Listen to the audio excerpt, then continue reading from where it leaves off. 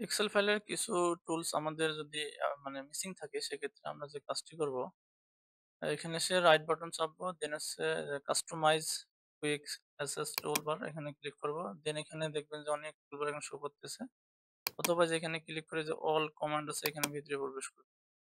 প্রবেশ করার পর আপনারা এখানে একটু স্ক্রল করবেন, যেমন আমার এখানে আমার ইকুয়েশন যেটা আছে, ইকুয়েশন এন্ড সিম্বল, ওই ইকুয়েশনটা নিয়ে আসা দরকার। সো আমি নিচে স্ক্রল করে নিচে যাব, দেন এখান থেকে আমি এই যে ইকুয়েশন, অথবা এই যে এখানে আছে ইকুয়েশন এন্ড সিম্বল, যার যেটা নেই সেটা নিবে আরকি। এখানে নেওয়ার পর যেখানে অ্যাড করে দেবো। অ্যাড করে দেওয়ার পর আমরা কি করবো, এখানে ওকে করে দেবো। ওকে করলে দেখেন এই যে এখানে কিন্তু চলে এসেছে, হ্যাঁ? যে এখানে চলে এসেছে।